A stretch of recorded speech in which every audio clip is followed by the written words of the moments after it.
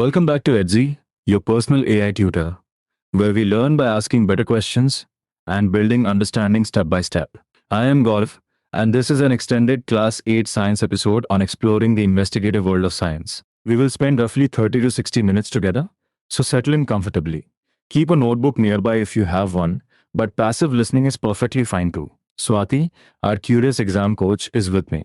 A student from Pune, Meera once told me that she thought science meant memorizing definitions until she started asking why her puri puffed differently each time. That small question changed how she looked at everyday life. Today we will explore curiosity, investigation, microbes, forces, pressure, particles, materials, light, lunar phases, ecosystems, climate change, and exam-ready takeaways. So let us begin calmly, like young scientists. I like that opening because the chapter does not begin with a long definition. It begins with invitations. Why is one side of a puri thinner than the other? Are there more grains of sand on beaches and deserts? Or more stars in our galaxy? Why are plants and animals so varied? These questions are not presented as immediate examination questions. They are meant to awaken curiosity. As you listen, do not simply wait for answers. Notice which question makes you genuinely want to investigate. The central message is simple but powerful. Science begins with wonder. In grade 6, students were encouraged to ask basic why and how questions about the world. In grade 7, they learned that science keeps evolving because one answer can open another question and ideas can change as we explore more deeply. In grade 8, the next step is to enter the investigative world where wonder and evolving knowledge come together. So, there is an important difference between being curious and investigating scientifically. Curiosity may begin with, why does this happen? Investigation takes that question further. We ask what exactly we want to find out, what we can observe, and what small experiment could help us. एक second pause करके सोचो. If you only say, the puri is uneven, have you investigated it? Not yet. You have made an observation. The investigation begins when you ask what might be causing the difference and how you could test possible factors. Exactly. The chapter wants students to learn not only new facts but also how to find new facts. That is a high value line for an answer. A learner receives information, but an investigator uses questions, observations, experiments, and explanations to develop understanding. This does not mean that every student must conduct a complicated laboratory experiment. It means learning to think carefully about evidence. The chapter also gives two lovely symbols. A root appears on the left hand pages, representing a deep and solid foundation connected with our environment, traditions, and cultural and natural heritage. A kite appears on the right hand pages, reminding us that curiosity should take flight towards the unknown. What is the combined message? Stay grounded in real observations while allowing creative ideas to explore new possibilities. Let us make that exam ready. The root represents careful grounding in observation and existing knowledge. The kite represents imagination and curiosity moving towards new horizons. Scientific investigation needs both. If we have imagination without observation, we may make unsupported guesses. If we observe without asking new questions, we may never explore beyond what is already familiar. There is another small detail in the chapter. Patterns at the bottom of the pages contain hidden scientific thoughts, mainly to make the pages more interesting. That detail shows that science can appear in design, language, daily objects, and ordinary observations. It is not locked inside a laboratory or a textbook paragraph. Now let us build the investigation process carefully. The chapter presents a sequence. Begin with a question, observe carefully, design an experiment thoughtfully, and explain clearly what you see. An investigation is therefore more than looking at an object. It involves deciding what to examine and how your observations can improve your understanding. Here is a check. Suppose you are investigating why dough rises. Which approach is stronger? Saying it rises because it is dough, or asking what conditions change the way the dough rises and what can I observe? The second question is stronger because it is focused and open to testing. तुम्हारा answer क्या आ रहा है? A scientific question should guide observation rather than close the discussion immediately. When designing an investigation, we should identify two broad things. First, what can we change or control? Second, what can we observe or measure to see whether the change made a difference? In the Puri example, possible control changes include dough thickness, dough size, type of flour, oil temperature, and the way the dough is placed into the oil. And the observations can be qualitative or numerical. You may record whether the puri puffs up using a yes or no answer. You may also measure how many seconds it takes to puff. You could check whether a very thick layer of dough still produces a thin side. Notice the difference. The factors we change are not the same as the results we observe. A major exam point is to change only one thing at a time while keeping the other conditions the same. Suppose we want to study the effect of oil temperature. We should use dough circles of the same thickness and drop them into the oil in the same way. Then the main planned difference is the oil temperature. If we change thickness, flour, temperature, and dropping method together, we cannot identify which factor produced the result. That is a common confusion. Students sometimes think changing many things will produce more information. It may produce more observations, but less reliable understanding. If 5 factors change at once, the result becomes difficult to interpret. Scientific investigation values a fair comparison. ये point miss mat करना. Controlled conditions make the conclusion clearer. Keeping notes is equally important. The chapter suggests recording everything noticed and sensed during the experiment, including whether the oil splattered, produced a smell, or gave off smoke. These details should not be casually ignored. A careful record allows us to compare trials and notice new patterns or new questions. And investigations do not always end after one trial. New questions may appear. Do puris puff better when made from fresh dough or stored dough? What happens if a hole is pricked before frying? The chapter does not pretend to provide every final answer. Instead, it shows how one observation can lead to the next investigation. Let us recap the method before moving ahead. Question first. Then decide what can changed. Decide what can be observed or measured. Keep other conditions the same where possible. Record observations carefully. Finally, use the evidence to improve the explanation. This is systematic investigation, and the chapter presents it as a method that can range from simple everyday activities to complicated scientific work. We have now covered the central method. The chapter then gives us a map of the scientific journey in the book. It moves from tiny microbes that cannot be seen easily to planet-wide challenges that cannot be ignored. The order is exciting because it connects the very small, the everyday, the physical, the celestial, and the ecological. The first stop is the microscopic world. A single drop of water can contain a hidden world of tiny organisms. Some are invisible helpers connected with digestion or the production of medicines. Others can be harmful and cause infections. The chapter uses this contrast to show why scientific investigation matters. The same unseen category of organisms cannot simply be labeled as good or bad without understanding their roles. The health questions naturally follow. What does the body need to stay healthy? How do we fight infections? The chapter points to nutritious food, exercise, medicines, and vaccines as part of the discussion. We should be precise here. The chapter is introducing the questions and areas of study, not asking us to memorize a long medical list in this opening chapter. Let us focus on the idea of unseen helpers. Tiny organisms may be invisible to our unaided eyes, yet they can be deeply linked to human life. Some help us digest food or produce medicines. This teaches an important scientific habit. Visibility is not the same as importance. Something we cannot see directly may still affect our health and daily life. Quick check. If an organism is tiny and unseen, does that automatically mean it is harmful? No. The chapter clearly presents both helpful and harmful roles. This is a useful misconception check. Scientific classification and investigation depend on evidence and function, not on a quick impression based only on size or visibility. The chapter also connects science with improving human life.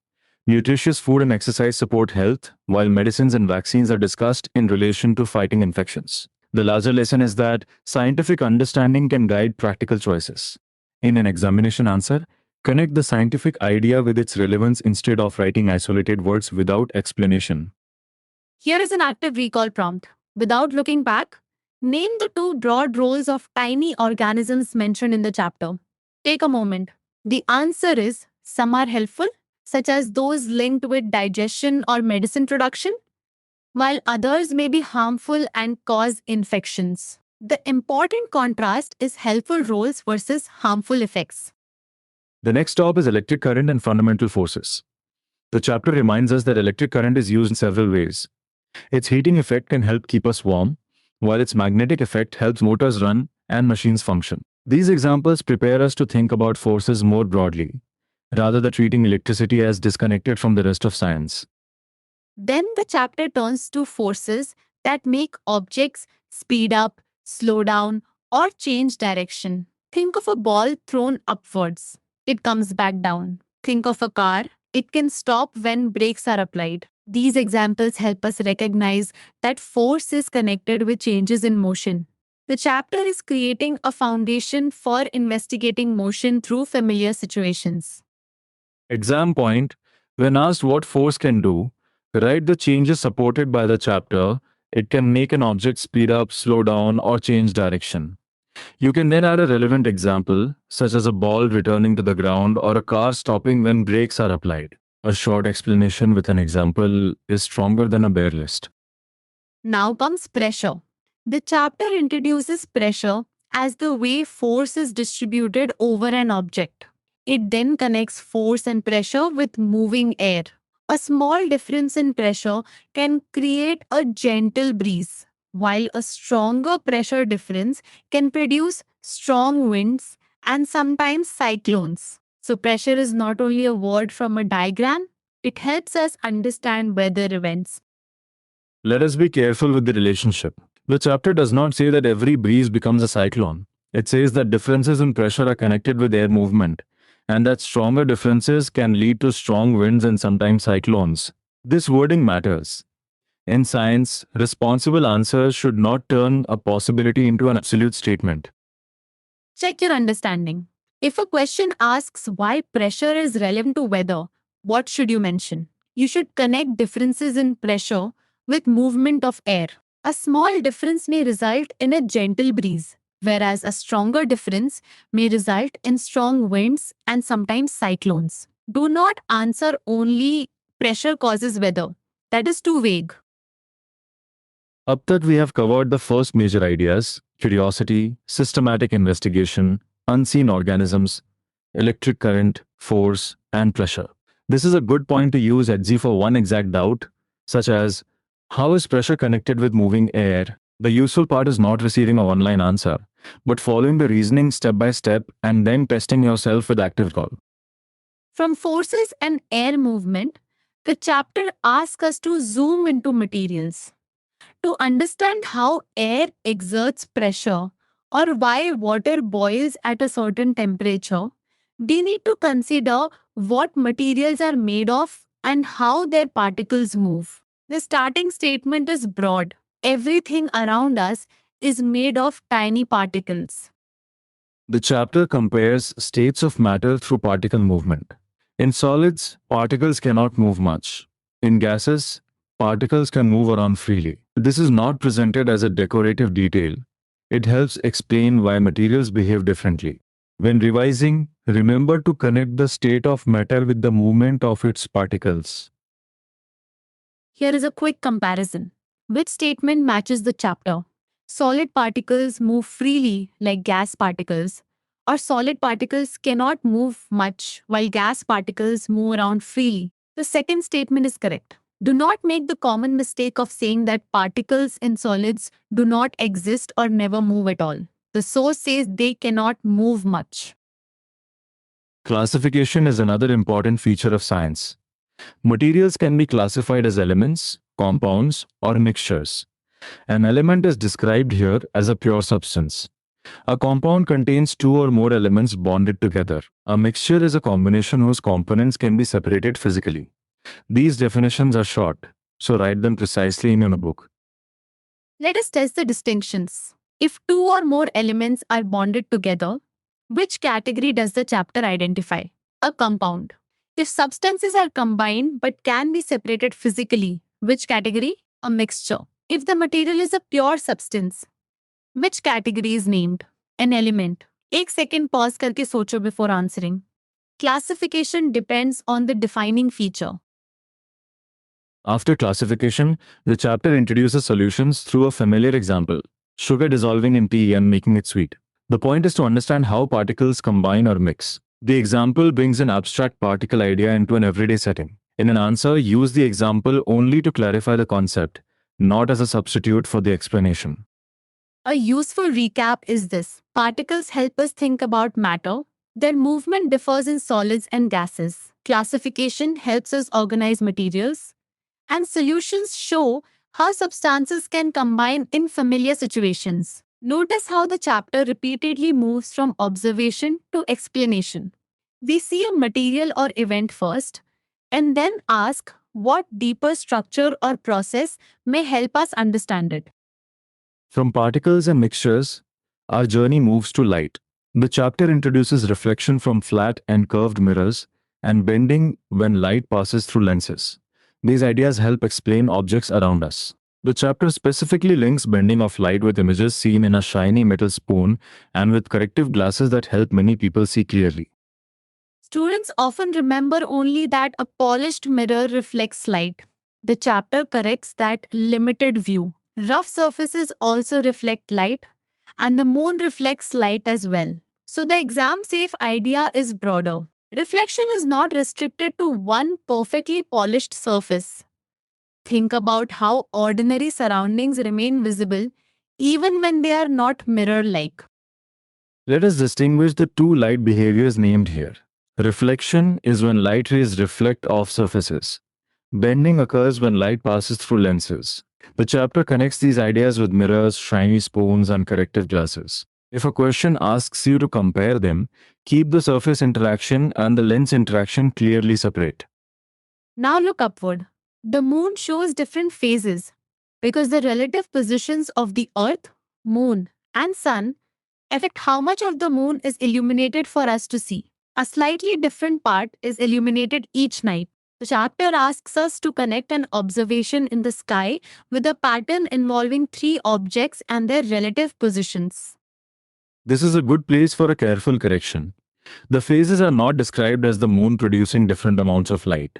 The chapter focuses on the part illuminated depending on the relative positions of Earth, Moon, and Sun. In an answer, use that relationship. Do not write that the moon changes its shape every night. The lunar cycle also connects science with human routines. By watching the periodic phases of the moon and by combining observations of sunrises and sunsets with lunar cycles, humans developed early calendars. It is fascinating because the calendars that organize life on Earth are linked with the motions of objects far beyond our planet. Active recall time. What three objects should you mention when explaining lunar phases? Earth, Moon, and Sun. What observations helped humans develop calendars? The periodic cycles of lunar phases together with sunrises and sunsets. These are compact facts, but a complete answer should show the link between observation, repeated patterns, and human timekeeping. We are entering the final scientific themes now: ecosystems and climate. The chapter describes complex relationships between living organisms and their environments. Every living being, from a tiny insect to a large whale, and from grass blades to tall trees, depends on and responds to air, water, sunlight, and other organisms. That description gives us the foundation of an ecosystem. Living organisms and their environments are connected through relationships. The chapter does not present organisms as isolated units. It emphasizes dependence and response. Air, water, sunlight, and other organisms all form part of the setting that supports life.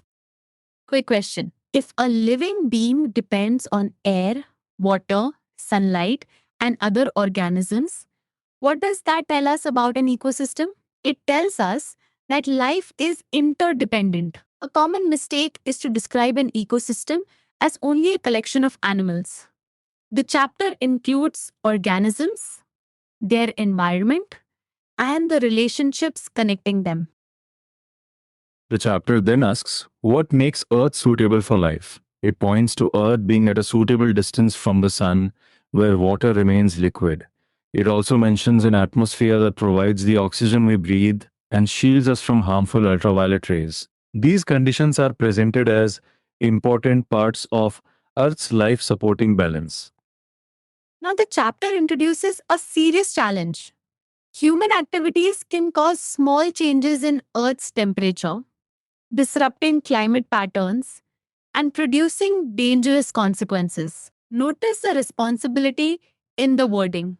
Humans influence climate, but humans can also use science to understand the changes and guide their actions. The same principles that guided the earlier journey remain important here: observing, measuring, and experimenting. These are not only classroom skills, they can help us understand changes and protect the delicate balance on which life depends. Exam point: the chapter presents students as future stewards of the planet, capable of applying scientific understanding to global challenges. Let us connect the two themes. Ecosystems show the delicate relationships supporting life. Climate change can disrupt patterns that affect those relationships. Therefore, studying science is not only about scoring marks, it can help us understand problems and make responsible decisions. Still, in your examination answer, stay grounded in the chapter's points rather than adding unrelated slogans. Here is our second major recap. Tiny organisms show hidden connections with health. Forces explain changes in motion and pressure, helps us understand air movement. Particles explain material behavior and classification. Light connects surfaces, lenses, and lunar observations. Ecosystems show interdependence, while climate change shows why scientific understanding is urgently relevant. Now we return to the Puri, the chapter's wonderful everyday investigation. Science is everywhere, and you do not need a fancy laboratory for a simple experiment. A kitchen can become a place for observation and questioning. The starting habit is to notice what happens and ask, what happens if? The chapter points to familiar examples: a puri or batura puffing up in hot oil, and a fulka swelling when placed directly on a flame. These observations lead to two questions. Why does it puff up like a balloon? And why is one side thinner than the other? The chapter is careful not to pretend that the complete explanation is already settled. Let us design the investigation. We can change the thickness and size of the rolled dough. We can compare types of flour, such as atta and maida. We can vary the temperature of the hot oil. We can also change how the dough enters the oil, vertically, at an angle, or slowly. These are possible factors we can control and compare. Next, we decide what to observe or measure. Does the puri puff up? That can be recorded as yes or no. How long does it take to puff? That can be measured in seconds. Does a very thick layer still produce a thin side? These questions turn a casual kitchen observation into information that can be compared across trials. Suppose we want to investigate oil temperature. What should remain the same? The dough circles should have the same thickness and they should be dropped in the same way. What should change? The oil can be boiling hot, or not very hot. If you change the dough thickness at the same time, your comparison becomes unfair. Exactly. This is the single variable principle expressed in everyday language.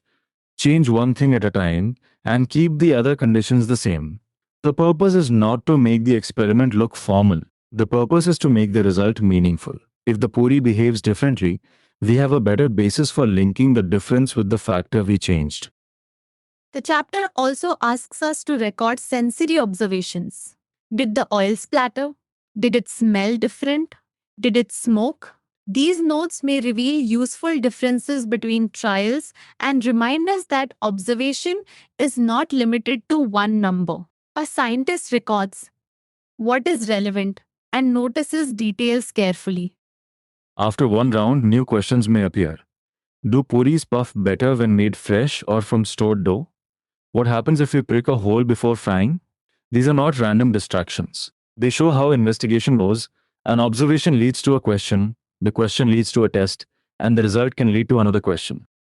One fascinating point is that even the everyday observation of a puri swelling is not completely understood by scientists today. That does not make the observation useless. It shows that science is an evolving process. A good investigator can describe what happens carefully, even when the complete explanation still needs more exploration. And this connects back to grade 7. Each answer can open new questions, and ideas can slowly change as we explore more deeply. Scientific knowledge is not weakened by careful revision. It becomes stronger when explanations are tested against observations. That is why the chapter repeatedly values curiosity, observation, experimentation, and clear explanation together. Let us shift into examination mode. A question may ask you to explain the meaning of scientific investigation. A strong answer should include focused questions, careful observation, simple experiments, measurement where possible, and a clear explanation based on what is observed. Do not write only science means doing experiments. Investigation begins before the experiment with a meaningful question. If asked to explain why only one factor should be changed at a time, write that keeping the other conditions the same makes the comparison fair and helps us identify which factor caused a difference. Use the puri and oil temperature example if an example is requested. This answer frame is directly supported by the chapter and is easy to remember through reasoning. Here is a rapid check. What is the difference between an observation and an explanation? Observation is what we notice or measure, such as whether a puri puffs or the time it takes. Explanation is our attempt to make sense of that observation. What makes the explanation scientific? It should be connected with evidence and open to further investigation. For classification questions, remember the precise contrasts. An element is a pure substance. A compound contains two or more elements bonded together. A mixture is a combination that can be separated physically. For particles, mention that everything is made of tiny particles, that solid particles cannot move much, and that gas particles can move around freely. For light, do not confuse reflection with bending through a lens. Mention that flat and curved mirrors reflect light, lenses bend light, rough surfaces also reflect light, and the moon reflects light. For lunar phases, include the relative positions of Earth, Moon, and Sun, and the changing illuminated part visible to us. For ecosystems and climate, connect living organisms with air, water, sunlight, and other organisms. Then explain that Earth supports life through suitable conditions, including a suitable distance from the sun and an atmosphere providing oxygen and protection from harmful ultraviolet rays. Human activities can disrupt climate patterns, so observing, measuring, and experimenting remain important. Common mistakes are now worth listing mentally. Do not treat curiosity as mere guessing. Do not change several experimental factors together. Do not say that particles in solids do not exist. Do not say that only polished mirrors reflect light. Do not describe lunar phases as the moon changing shape. And do not present climate change as unrelated to human activity when the chapter clearly discusses human influence. Let us do a complete chapter map from memory. We began with curiosity and questions. We moved to focused investigation through observation, experiments, measurements, and explanations. The journey preview included microbes and health, electric current, forces and pressure, particles and classification, light and lunar phases, ecosystems, and climate change. We ended by applying the method to a puri in a kitchen. Now try this 5-part challenge without looking at your notes. First, define investigation in your own words. Second, name 2 things you can change in the puri experiment. Third, name 1 observation that can be recorded as yes or no and 1 that can be measured in seconds. Fourth, state the difference between a compound and a mixture. Fifth, explain 1 link between lunar cycles and human calendars. If you can answer those 5 prompts clearly, you have understood the architecture of the chapter. Notice that none of them asks you to reproduce a paragraph word for word. They ask you to define, identify, compare, apply, and explain. That is exactly the kind of conceptual mastery this chapter encourages. One more active recall round. Why does the chapter begin with questions that are not directly meant for an examination? Because they are invitations to spark curiosity and explore the world of science. Why are the root and kite shown together? Because investigation needs grounded observation as well as creative thinking. Why is the kitchen example important? Because science is accessible in everyday life. A final answer writing reminder, use the language of relationships. Say that pressure differences are connected with air movement. Say that lunar phases depend on the relative positions of Earth, Moon, and Sun. Say that ecosystems involve relationships between organisms and their elements. Say that human activities can disrupt climate patterns. These connections make your answers precise and meaningful. And if a doubt still feels slippery, try teaching it to a friend. Explain why one experimental factor changes while the others remain the same. Or explain how the moon's phases relate to calendars. When you teach, gaps in your reasoning become visible. You can also use EDSI for an active recall revision challenge instead of simply rereading the chapter. We have reached the final section. The most important idea is that science starts with curiosity but grows through systematic investigation. Ask focused questions, observe carefully, change one factor at a time, measure or record what happens, and explain your findings clearly. Remember the chapter's major connections: microbes with health, forces with motion, pressure with air movement, particles with materials, light with mirrors and lenses, lunar phases with calendars, and ecosystems with climate responsibility.